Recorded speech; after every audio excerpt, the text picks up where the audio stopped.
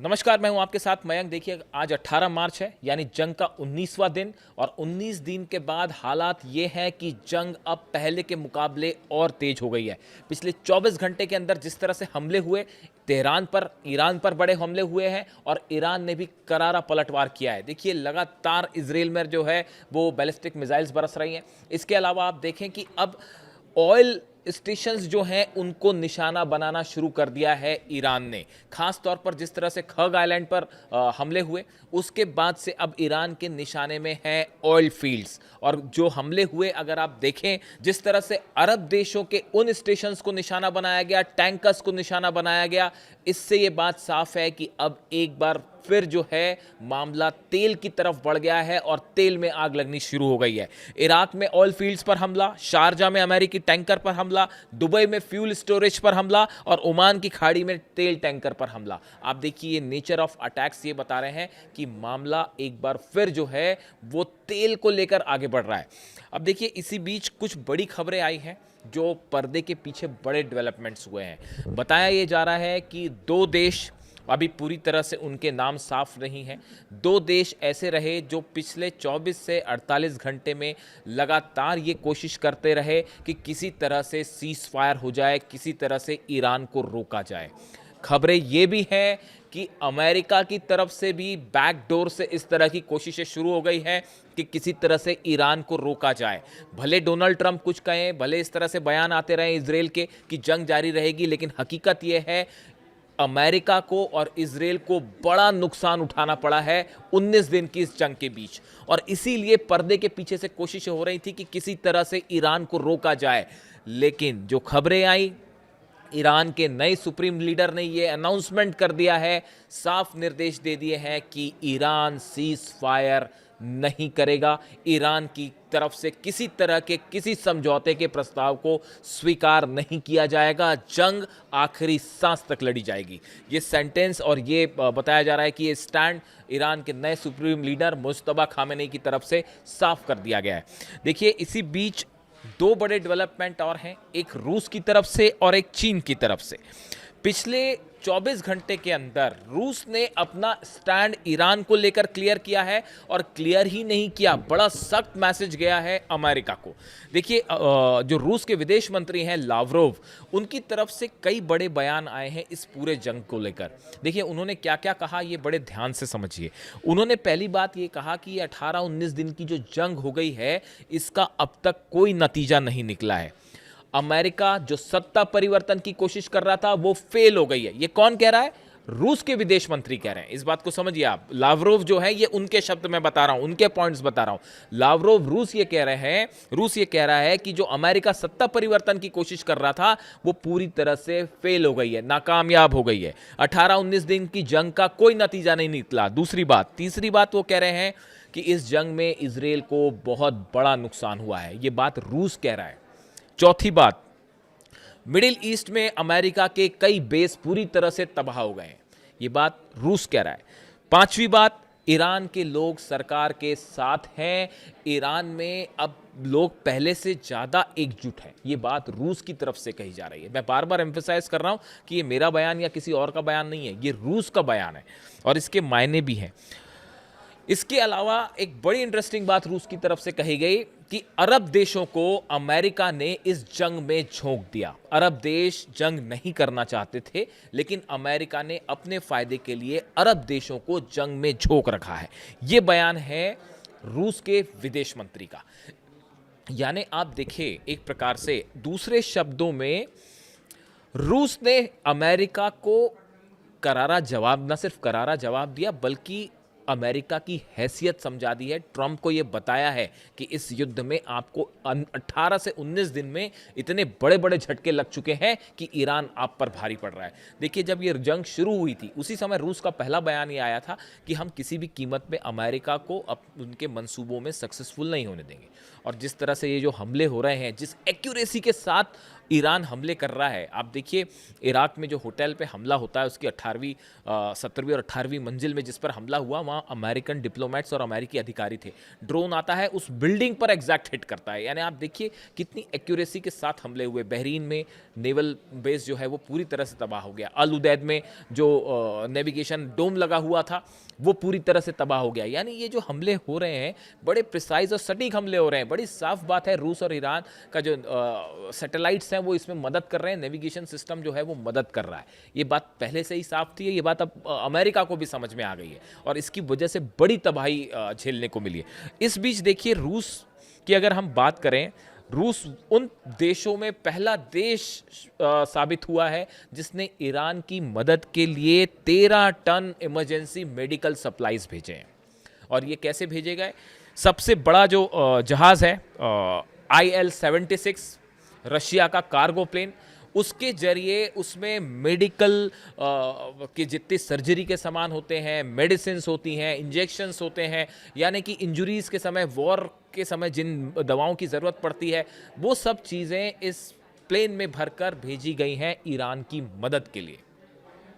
ये कैसे गई हैं? देखिए Azerbaijan, Russia has delivered more than 13 tons of emergency medical supplies to Iran via Azerbaijan as the ongoing conflict between Iran and United States and Israel intensified. जैसे जैसे जंग बढ़ती जा रही है, मदद के लिए रूस सामने आया है। The aid package consisting primarily of medicine and essential hospital equipment was dispatched on the direct orders of president Vladimir Putin. ये पूरे मदद की जो सामग्री भेजी गई है, ये खुद रूस के राष्ट्रपति व्लादिमीर पुतिन ने आदेश दिया कि ईरान की मदद करिए और जितनी दवाइयाँ चाहिए, जितने सर्जरी के इक्विपमेंट्स चाहिए, जो जो चीज़ चाहिए वो भेजी जाए।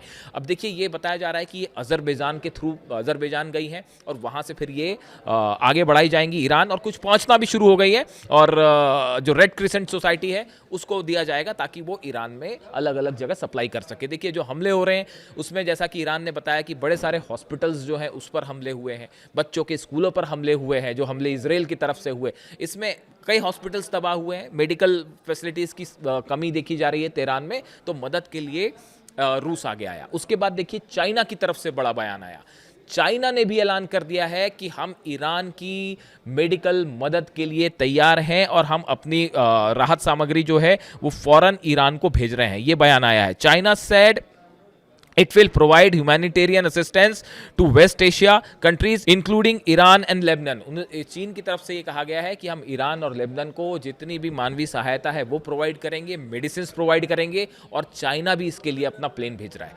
यानी रूस और चाइना इस मुश्किल घड़ी में ईरान के साथ खड़े हो गए, उन देशों में शामिल हो गए हैं जो मदद के लिए आगे आए हैं। तमाम प्रतिबंध लगे हुए हैं, जंग चल रही है, लेकिन इस सब को पीछे छोड़ते हुए रूस और चाइना ने जो है वो मदद का ऐलान कर दिया है ईरान के लिए।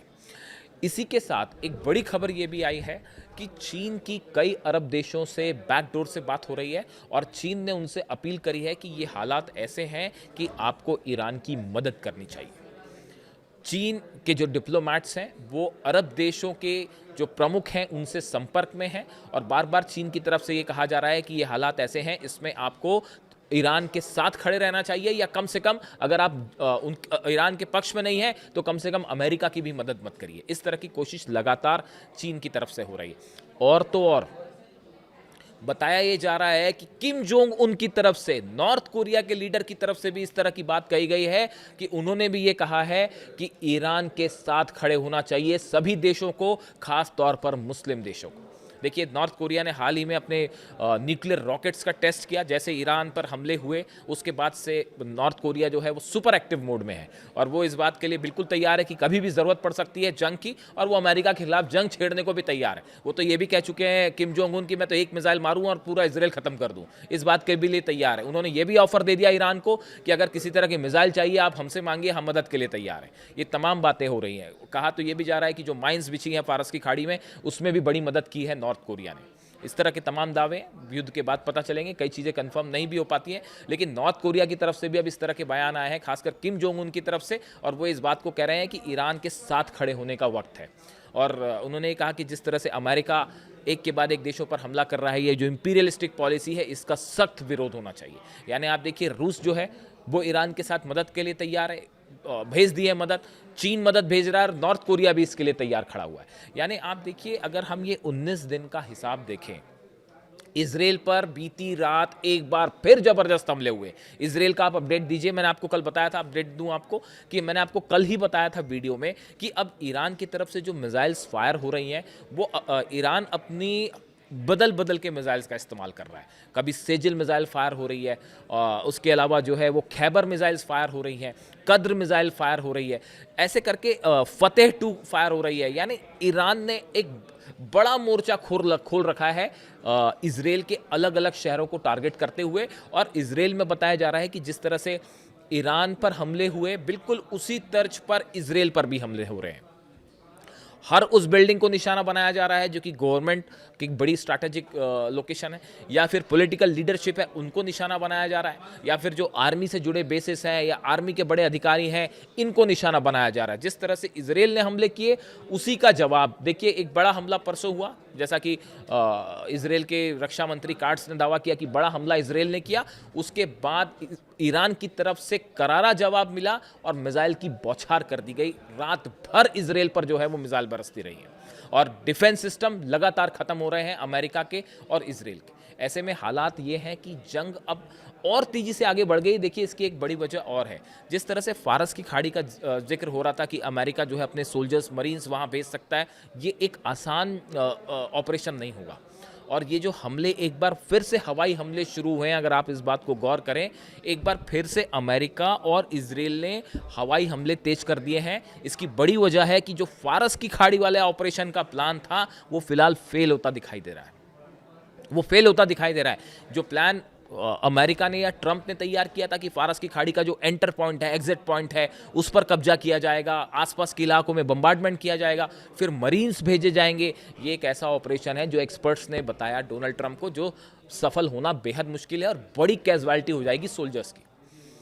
इसलिए एक बार फिर जो है वो ये कोशिश शुरू हो गई है कि ईरान की जो लीडरशिप है उसको नुकसान पहुंचाया जाए, जो फैसले ले लें अधिकारी उनको नुकसान पहुंचाया जाए। लेकिन ये बात अभी तक अमेरिका को समझ में नहीं आई है कि अगर एक लीडर को आप निशाना बनाएंगे तो उसके पीछे 2-3 लेवल की लीडरशिप पहले से ही तैयार है उस पोस्ट के लिए।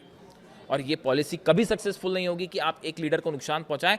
वहां एक बड़ी संख्या है लीडर्स की, और आईआरजीसी ईरान की सेना के हाथ में अब कमान है, और आईआरजीसी को पहले से ही क्लियर कर दिया गया है सेना को कि किस तरह से हमले करने हैं। आप पॉलिटिकल लीडरशिप पर हमले करते रहिए, उसका कोई नतीजा नहीं होगा। 31 यूनिट्स में सेना डिवाइडेड है, सब कमांडर्स अलग अलग तय हैं और वो अपनी मिसाइल्स और ड्रोन्स लगातार फायर कर रहे हैं। इस बीच खबर ये भी है कि हर दिन इस जंग के बीच में हर दिन 200 से 300 ड्रोन रोज मैन्युफैक्चर कर रहा है ईरान। यानी वो ड्रोन्स बनाने की इंडस्ट्री है वो अलग काम कर रही है।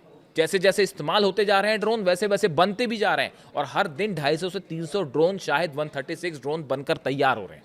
एक लंबी जंग की तैयारी है ईरान की, ये इतनी आसानी से ख़त्म नहीं होगी। और नए सुप्रीम लीडर के इस ऐलान के बाद कि ईरान सीज फायर नहीं करेगा, जो संदेश शायद रूस से आया है, इस बारे में भी कुछ कहा नहीं जा सकता, लेकिन हो सकता है रूस से आया हो संदेश, लेकिन संदेश बड़ा साफ है और क्लियर है, जंग नहीं रुकेगी। इससे जुड़ा जो भी अपडेट है आप तक पहुंचाऊंगा। वीडियो कैसा लगा कमेंट करके ज़रूर बताइए। Thank you so much.